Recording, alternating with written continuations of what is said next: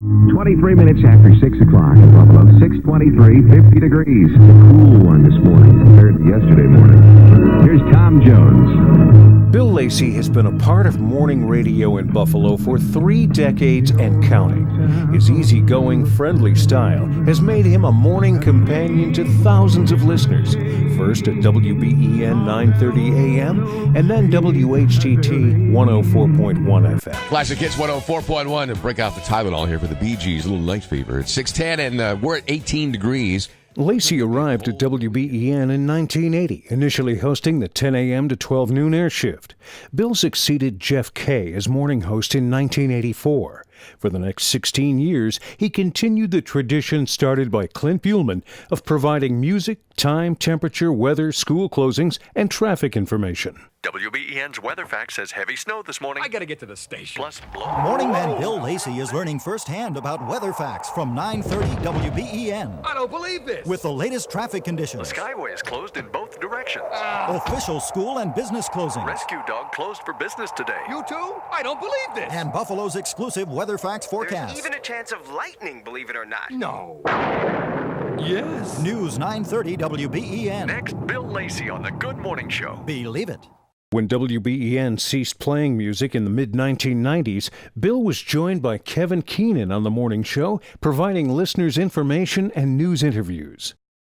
In August 2000, WBEN parted company with Lacey in favor of the current all-news approach in the morning.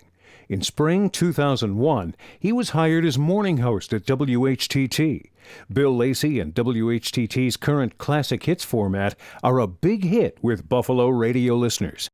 After completing a 6-month course at the Contemporary Institute of Broadcasting in 1970, Lacey landed his first job at WBUF, then part of the Empire State FM network. Between 1972 and 75, Bill spent time on Interstate 90, moving between jobs in Bradford and Erie, PA, Dunkirk, Jamestown, and Rochester, New York, before leaving Erie again for Buffalo and WBEN. The rest, as they say, is history. Bill and I got along real well together. We played baseball together, some racquetball too. But the thing that I remember, the incident that I remember, was a trip that we both made to Bermuda. This was a junket that Larry Levitt had arranged for a sales promotion. We took a whole bunch of clients down to Bermuda, and Bill was along to do his show right there in the Marriott Hotel. Now, the problem that we ran into was that Bill is not a comfortable flyer. How can I put this? What's the word? He was terrified of flying, I guess is the word. Nonetheless, we got him on the airplane somehow to Baltimore and then on another airplane to Bermuda. By the time he landed in Bermuda, he was as pale as a ghost, although he sort of loosened up right after we got there, knowing that he was on solid ground again. But I thought, well, that's good. We got him here.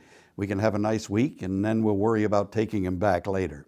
We did have a nice week. I don't know what it was that actually got Bill to Bermuda on an airplane. Maybe it was the lure of the pink sand beaches or the blue-green water, or maybe it was the idea of the rum swizzles and the dark and stormies. Whatever it was, he got there and enjoyed it and did a real good job on the air, as always. Came time to leave, came time to come back home. What to do? We went to the airport. Bill was again kind of getting gray and kind of pale. My wife and I, Roseanne and I, and Pat, Bill's wife, and he, went to the lounge at the airport to kill time. We had about an hour before the plane left. Bill had a beer, so I had a beer. Bill had another beer, so I had another beer. Well, it was enough to at least get him on the airplane. We got on the airplane and took off, and when we got to altitude, they started the beverage service. I bought 2 for myself. It's a 2-hour flight. And I immediately paid for and sent 2 beers up to to seat 10C, where Bill was sitting. Bill drank those 2 beers, and when the service finally got to his seat, he bought 2 more. We landed in Baltimore with Bill being a little more happy than he was when we got on in Bermuda. We had some time to kill before the flight to Buffalo, so we went to a lounge at the Baltimore airport, and there we sat while Bill ordered 2 more beers. So by the time we got on the plane for Buffalo, Bill was pretty mellow. And he turned to me and he said, "You know, I think I could fly this thing."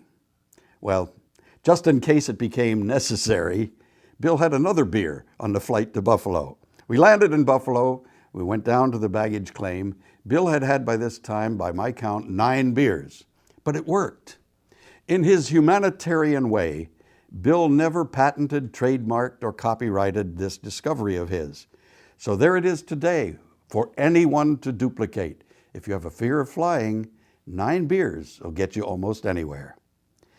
Bill, getting serious, I liked you from the start. I liked your performance. I liked the way you sounded. I liked your wit. He's really a very, very funny guy. He's had a good career, and it's ongoing for right now. Bill, welcome to the Buffalo Broadcasters Hall of Fame. You belong here. WBEN puts more into your radio. Good morning from Bill Lacey. It's Green grass at home, and mine's getting pretty long again. I'm going to have to cut it. Too wet today, though. There's another excuse. It's 26 after 6 at WBEN. Slipping down the Carefree Highway with Gordon Lightfoot. Make sure you're careful out there this morning. Maybe some standing water and things in places. It's 29 minutes after 6 o'clock at WBEN. News headlines coming up next. We're proud to induct Bill Lacey into the Buffalo Broadcasters Hall of Fame class of 2014.